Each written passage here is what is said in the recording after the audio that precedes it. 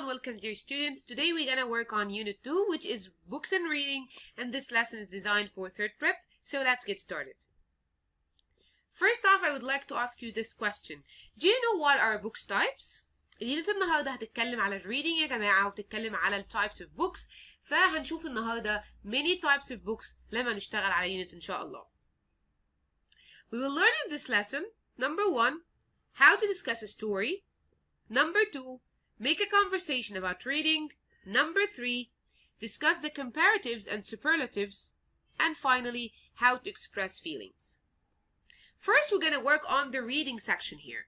And the reading section has the title of Lost. هنتكلم النهارده على story يا جماعة. الستوري بتتكلم على واحد كان تايه في الديزرت. وهنتكلم النهارده على new vocabulary واحنا شغالين على reading text. Let's get started. The trees are the first living things that Hassan has seen in 5 days. The wind is blowing and the leaves on the trees are trembling. Like him, he's tired and weak. A few hours before he arrived here, Hassan thought he was going to die. هنقول هنا حاجة مهمة جدا يا جماعة. لو لاحظنا هنلاقي هنا عندي word اسمها trembling. و trembling معناها to shake، يعني ان انت ترتعش. The second word اللي احنا عندنا النهارده هي the word is weak. That's right. Weak means not strong. انت مش قوي. You're not strong. Okay, what happened after that? There was no food in the desert, and he knew that the little water hen would not last another day. Now he knows that he will find water because if there are trees, there must be water somewhere. But he still does not know where he is. How far is it to the nearest road, where he might find help? The sun is going down quickly, and he knows it will be cold for the next 8 hours. How can he stay warm for another night in the desert? Suddenly, he sees something. Someone is carrying a light towards him. He realized that it is a man. Finally, help has arrived. He is safe. الستوري دي يا جماعة بتتكلم على إنسان تاه في الصحراء. He didn't find water. He didn't find anyone to help him. And he was very afraid. Lucky him. في آخر القصة خالص يا جماعة لاحظنا إن someone is carrying a light towards him. أنقذه وهنا كانت نهاية الستوري.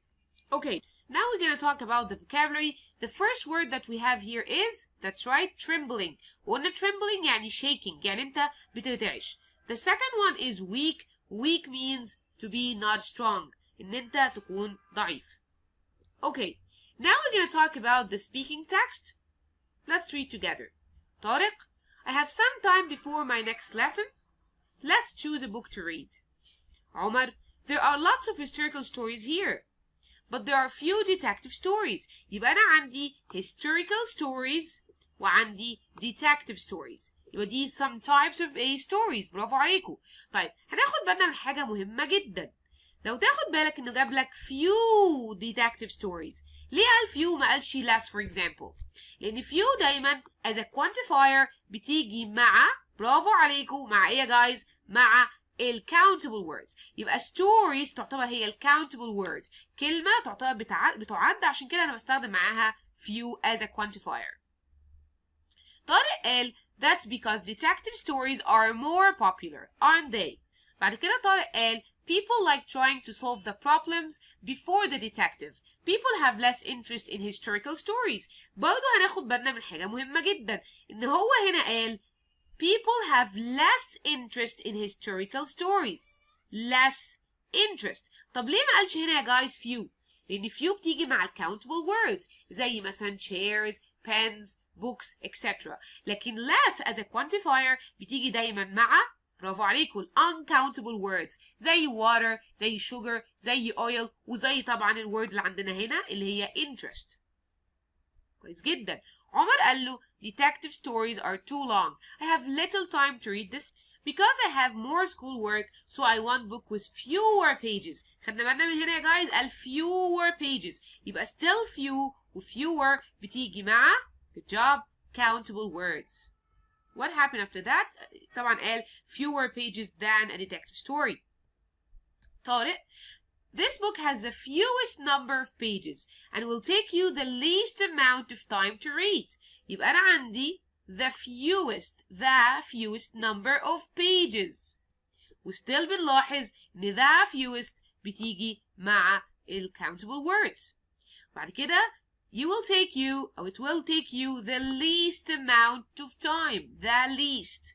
ليه the least؟ لأن less و little و the least بتيجي مع برافو عليكم. Good job. Uncountable words. برافو عليكم.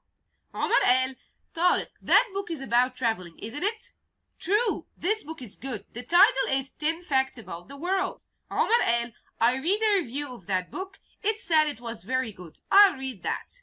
طيب زي ما احنا لاحظنا ان احنا جوه السبيكينج سيكشن اتعلمنا حاجات عن الجرامر، لان النهارده يا جماعه الليسون بتاعنا بتاع الجرامر بيتكلم على برافو عليكم الكومباراتيفز والسوبرلاتيفز. طيب اول حاجه هنتكلم عليها، احنا اكتشفنا النهارده واحنا بنقرا الجزء بتاع السبيكينج ان few و fewer و the fewest بنستخدمها مع برافو عليكم الكاونتبلز word. countable words او countable nouns. For example انا كنت ممكن اقول few students و students تعتبر countable word. يعني for example ممكن اقول few chairs, few pens, few students, etc. لكن لما بصينا في السبيكينج لاحظنا ان لما شفنا كلمة little و less و the least استخدمناها مع ال uncountable words. Okay, let's take an example here. There is little water in the lake because it was very dry this year. يبقى أنا قلت little water. ليه؟ لأن little تعتبر بتيجي مع ال uncountable words. Uncountable words. تمام. What else؟ لما بنتكلم في comparative يعني أنا بعمل comparison، بعمل مقارنة ما بين two things. فدايما لما بعمل comparative يا جماعة بيبقى بستخدم كلمات زي fewer ومعاها طبعا كلمة than زي ما شفنا النهاردة. fewer than. أوكي؟ وطبعا بقول برضو less than و fewer than بنستخدمها مع ال countable words و less than بنستخدمها مع ال uncountable words. وناخد example على ده. For example ممكن أقول I have got fewer books than you. fewer books than you. books تعتبر برافو عليكم countable noun وعشان كده قلنا fewer than.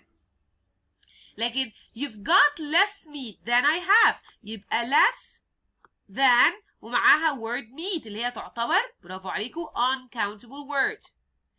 When we talk about the superlative لما بنتكلم على السوبرلاتيف بنقول مين أكتر حد أو مين أقل حد. For example ممكن تقول the fewest يعني أقل حد و the least اللي هي برضه أقل حد.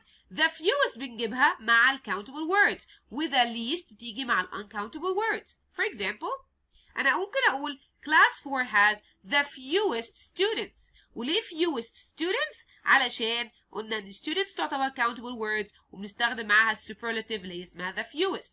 لما اقول the butter has مثلا the least water قلت the least ما قلتش the fewest لان water تعتبر uncountable word. ففي الحالة دي هقول the least water.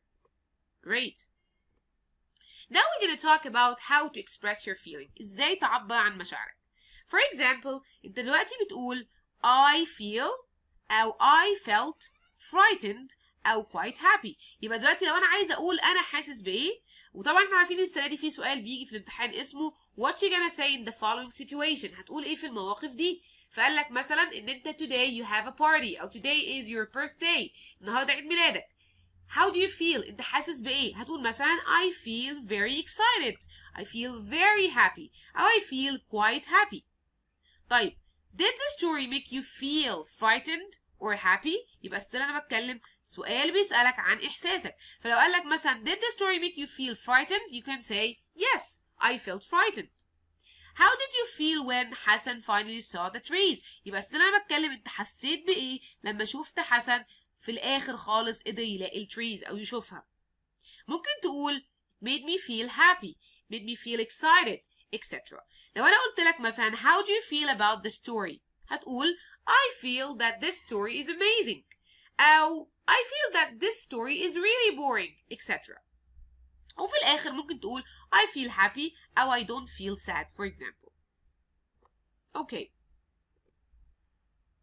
Now we're going to talk about the words again. We said weak means what? Exactly, not strong. وخدنا كمان يا جماعة trembling معناها ايه؟ برافو عليكم، يعني الشخص ده is shaking يعني بيرتعش. طيب. Now we're gonna work on some questions. Question number 1, choose the correct answer. There are lots of historical stories in this library, but there are blank detective stories. طيب عندنا ال choices few, fewer, fewest, less, little, least. أول question بتسأله لنفسك هو the word stories. الكلمة دي تعتبر إيه؟ برافو عليكم. countable word. كلمة بتتعد. فهنا في الحالة دي هفكر لا إما في few لا fewer لا fewest. وطالما أنا already بتكلم على adjective stories يعني ما بعملش comparison ما بينها وبين حاجة تانية، ما ينفعش أقول fewer لأن بقول fewer than وما عنديش than هنا. وفي نفس الوقت ما عنديش the عشان أقول the fewest. يبقى الأنسر هو برافو عليكم few. Next question. People have blank interest in historical stories. بصيت معايا هنلاقي few, fewer, fewest, less, little, least. أول question هتسأله لنفسك هو the word اللي عندي هنا اسمها interest. برافو عليكم. The word interest يا جماعة هنا أكيد تعتبر uncountable word. في الحالة دي لا إما هختار less لا little لا least. أول حاجة هسأل نفسي هي interest هو هنا بيعمل comparison ما بين الانترست في حاجة وحاجة تانية؟ أكيد لأ. ففي الحالة دي ما ينفعش أستخدم less لأن less بيجي معاها than. يبقى هفكر في little or least. هنا هل هو قال the مثلا عشان أقول the least؟ برافو عليكم ما قالش.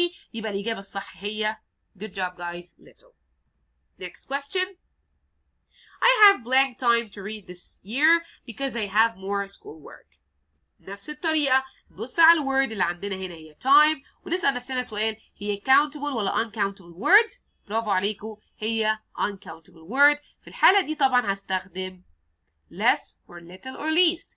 وطالما أنا هنا ما بعملش comparison ما بين حاجة وحاجة مش هستخدم less وما عنديش the عشان أقول the least. يبقى الأنسر هو برافو عليكم little. Question number 4. I want a book with pages than a detective story. Than. يبقى أول حاجة هنشوفها إن أنا لاحظت إن عندي الword اللي اسمها pages, right؟ عندي pages. وعندي second thing that we have to look at هي than. ففي الحالة دي يا جماعة طبعا هفكر في برافو عليكم fewer pages than. Next. This book has the dot or blank number of pages and will take you the amount of time to read. طبعا أكيد انتوا عرفتوها هي سهلة جدا. بتكلم في pages وعندي the هتكون الانسر. برافو عليكم the fewest. Question اللي بعده complete the dialogue. هالة قالت does this novel frightened. القصة دي بتخليك خايف. برافو عليك make you feel frightened. ردت عليها سهى وقالت لها no it makes me برافو عليكم feel sad. Question اللي بعديه does the end of this story make you feel. طيب هنبدأ بإيه؟ the question طبعا. برافو how does the end of this story make you feel. قالت لها it happy يبقى أكيد بتخليني سعيدة. it makes me feel happy. برافو عليكم. بعد كده هالة هتقول how when you do an exam. هتحسي بإيه وانت في امتحان؟ يبقى how do you feel when you do an exam. برافو. قالت لها I feel طبيعي في أي امتحان بنحس nervous. برافو عليك I feel nervous. هالة قالت لها how do you feel blank speaking English now. برافو عليكم how do you feel about speaking English now. هترد عليها سؤال وتقول لها I shy I enjoy it. برافو I don't feel shy I enjoy it. Next question match the words with their definitions. هيبقى عندي words وعايزين نوصلهم بالdefinitions بتاعتهم. Number 1 we have review, then summary, novel, title. The definitions: the name given to a book or play, etc. A long story that is written, writing which gives your opinion about a book or film, and writing that gives the main information about something. What's the meaning of review? برافو عليكم writing which gives your opinion about a book or film. يبقى بتقول رأيك في كتاب أو story أنت قريتها وتكتب عنها رأيك بيبقى ده اسمه review. Summary برافو عليكم writing that gives the main information about something. ولما أقول لك اكتب summary يعني اكتب لي ملخص عن حاجة أنت قريتها.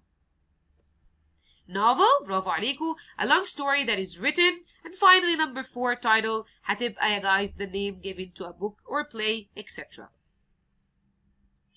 Now we have to answer the following questions. If someone is trembling, he is shaking very hard or standing quietly? Well done. He is shaking very hard. If a person feels weak, he's not strong or he's not excited. برافو عليكم يا guys. He is not strong. Next question. Answer the following questions about طبعا ال reading text اللي بدأنا بيها النهارده lesson. How does حسن أو he know that he will find water؟ عرف ازاي انه هيلاقي water؟ الناس اللي كانت واخدة بالها معانا برافو عليكم. Because if there are trees there must be water somewhere. الquestion اللي بعده how does he know that he is safe؟ عرف ازاي ان هو خلاص في امان؟ برافو عليكم. When he saw someone is carrying a light towards him. The third question, why do you think that Hassan felt tired and weak? تفتكروا ليه يا جماعة كان هو tired weak؟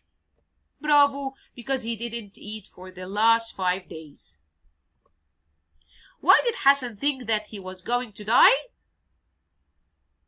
برافو عليكم, because there was no food in the desert and he knew that the little water he had would not last another day. شكرا جدا يا جماعة وأتمنى تكونوا استمتعتوا باليونت وأشوفكم الليسون اللي جاي. باي باي.